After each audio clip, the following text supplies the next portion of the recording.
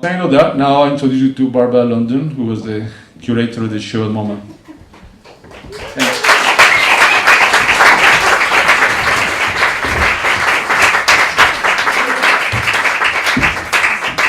Sure, with my yoga, I can take the steps. It's great to be here. Great that Asher and Mark have created this situation right here near Chelsea. I love the fact that it's called Hyphen Hub and in between. So I have worked for a couple of years on the Soundings exhibition that's on view at MoMA until November 3. So if you haven't been, I hope you make it. Let me know and I'll leave you a pass if you want. And we have a symposium on Wednesday. But it's exciting because I've worked very closely with the artists in Soundings, and two who are quite extraordinary are here to present and discuss their work. And I think they're going to go in the order of Tristan first, Tristan Perich, whose father is in the back, and he's also a very good artist, and happy that he's here. So Tristan's and Richard work in those in-betweens. So they have a practice that's very physical, that is object-based. At MoMA, if you've come, you've seen Tristan's beautiful microtonal wall where there are 1,500 little speakers and a 1-bit processor behind each. And as you walk along, you hear a composition that goes across 4 octaves. It's truly mesmerizing, and I watch our visitors go and they either run, they walk, they stand up, they stand down, and they catch the real composition which they control as they hear, as they listen. And I think that's a lot of what sound is. We want people to really listen, slow down. Many of you have earbuds and you walk around the streets of New York listening to something that somebody sent you and you downloaded. But it's really important how we communicate with each other and how artists like both Tristan and Richard work, and it's really compositional. So we all know that when you go to a performance, you're going to sit, or maybe you stand, but you know there's a duration. And it's the same thing with a lot of these works. Like a painting, you really have to sort of go with it and use your own experience and think. And so Tristan, who will say, of course, a lot about his work, studied math and composition up at Columbia, then went to NYU and is a crackerjack programmer and really thinks about that materiality of sound. So Richard and Tristan I've met over the last few years. Richard, born in Columbia, came to the state, Uruguay, I'm sorry. I've had a glass of wine, I'm sorry. I have to pronounce it right, Uruguay. And then came and studied with wonderful people, and then works brilliantly between both composition, which he does, and maybe tonight he's going to perform where you might see an image, and it's also using his algorithms, so it's both sound and image. At MoMA, it's an object. Some of us, my husband always wants me to throw out more, but some of us collect or we find things on the street as things are recycled. So Richard found an old amplifier and a couple of speakers that were from a rock band in the 60s. And when he told me about his work that also had a found turntable with a little marble on it, with a turntable going that was flipped over and the marble, it made me, and a microphone and a spotlighter on it, made me think of all of us. We live our lives and we have coffee with the same cup every day, maybe, or we go to the same coffee shop, or what is it about our life routines that make us feel comfy, and what get us off our perch? And I think that's what these two artists do, is get us off our perch, make us think, and I think that's what Asher is doing with the Salon, to get you to think in a different way and to think about those in-betweens. I was just talking with my wonderful colleague Claudia, who is on sabbatical from Chicago, where the next generation, we're the older generation, so how artists and you all are using tools and thinking of those in-betweens where incredible ideas flow. And I think we're here tonight to have a flow of ideas. Thank you.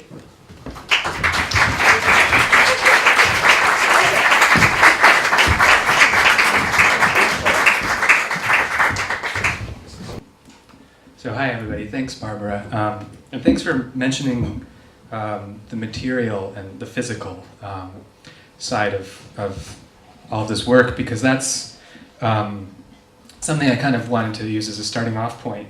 I'll talk a little bit about my work and then transition to a performance percussion piece with Ian Antonio, who's joining us this evening.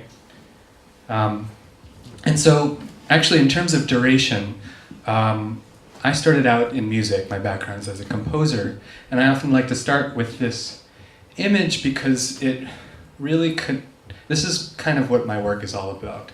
It's about finding some sort of connection between the physicality of the physicality of sound coming through the instrument that I grew up playing. I started playing on the piano, this immensely physical instrument where sound is so connected to action, the action of pressing a key down, hitting moving a hammer to hit a string and creating a pitch, and the piano being this like wonderful heavy object that's built specifically for the realization of pitch through that action.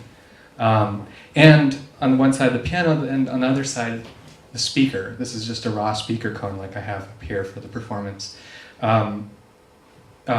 which to me is this very kind of strange connection between the intangible world, the abstract world of electricity, of process, of computation, electronics in general, and the physical world, that of the piano. And so really I'm interested in the physicality of sound, the physicality of electronics, and trying to find out where those two meet. And for me, that really came about thinking about one-bit sound. This is a project, and I'll just play an excerpt from to give you a sample of what it sounds like. It's a project called One Bit Symphony. It's an album of music that I put out as a CD case with, inside of it, a small electronic circuit and a headphone jack in the side. So that when you plug your headphones in, turn on the switch, it plays back, it essentially performs this composition that I've written for this circuit. And it sounds a little bit like this.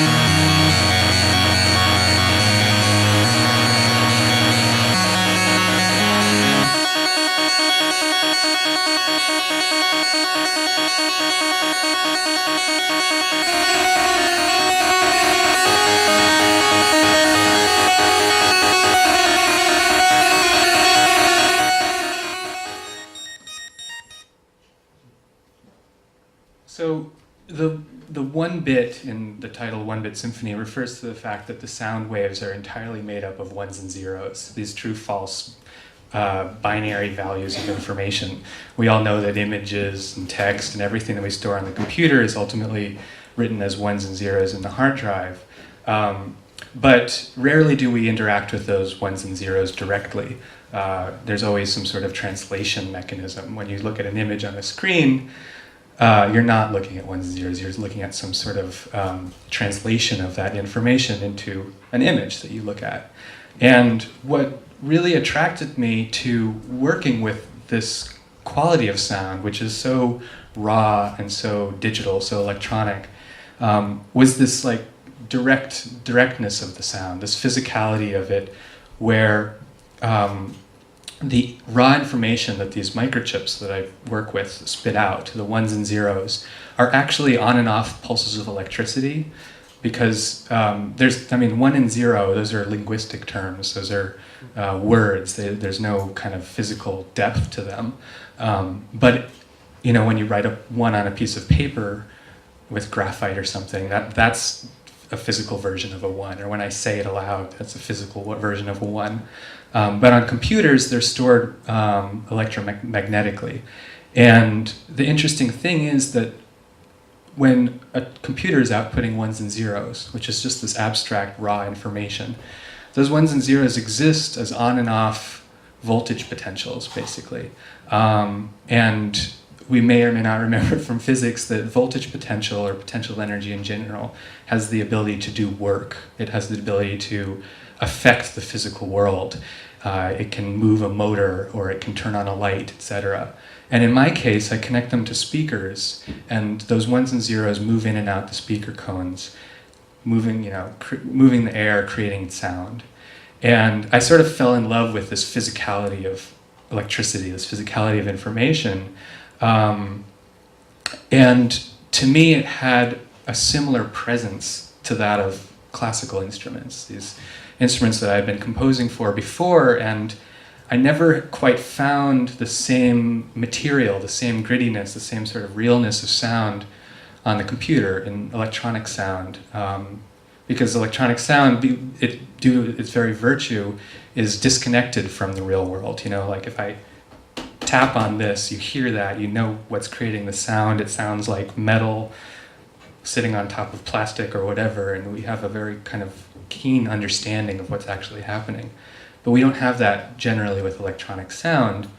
And so the promise of electronic sound is it can do kind of anything possible, and that's part of its beauty. But for me, I found that lacked something. It lacked kind of the qualities of the real world that I've been working with. So I don't want to talk too much, but I ended up weaving back this 1-bit sound into works for classical instrumentation accompanied by electronics, and that's what you'll hear tonight. And with those, I wanted to embed these speakers in physical space, because again, electronic sound, we can't experience it until it's realized by speakers in space, and speakers are these physical objects much like instruments. In fact, speakers look a lot like drum membranes, except that you can kind of like control them with this electronic signal. And so I put that back on the stage and wrote pieces for, sorry, this is a little awkward, for instance, like harpsichord in electronics, or string quartet in electronics, accordions, or solo cello, and this was performed at MoMA over the summer, percussion in electronics. And I was just thinking about the materiality of these instruments and what it meant in the context of this electronic sound, and the identity of the electronic sound, this 1-bit information. Piano with 40 speakers. And thinking about the processes behind this, the kind of information as this physical quantity, led me to think about other media as well. And so I started exploring drawing, creating drawings algorithmically with a machine that I built that basically suspends a pen against a piece of paper or the wall vertically. And it can execute these very, very simple gestures based on randomness and order, which are things that I think translate to computation very nicely. And build up these images through this iterative process of computation being physicalized by these motors and then making a mark on a piece of paper as a result.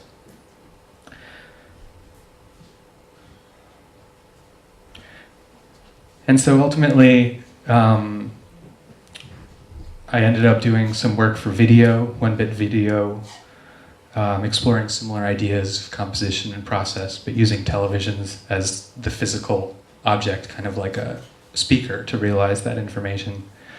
But then kind of coming around to the MoMA exhibition, I got interested in the frequency spectrum of sound and how to explore that physically. And I created a series of smaller pieces called interval studies that break up the frequency spectrum into individual pieces. So for instance, the piece on the right divides a fourth, a musical fourth, like from a C to an F, into 99 frequencies, and each speaker plays back an individual frequency. So when you stand back, you hear all of them together, and as you get closer to the piece, you sort of zoom in on that frequency spectrum and you can navigate around that space. And these smaller studies ultimately led to the much larger piece that's at MoMA right now, this piece, Microtonal Wall, which has 1,500 speakers, each tuned to an individual specific microtonal pitch that collectively span 4 octaves. So when you enter this space, it essentially sounds like white noise. It's, we know that white noise, like white light, is the sum of all frequencies. And so while 1,500 is a big number, it's still very far from infinite. So this is kind of like a gesture towards the infinite spectrum of sound, where each frequency has a place in space. And so while it sounds like white noise from afar, as you get closer, the sound zooms in until you can put your ear up to a single speaker and hear a single pitch. And so I'll stop with a short excerpt, a walkthrough of this piece, and then we'll transition to a piece called Observations.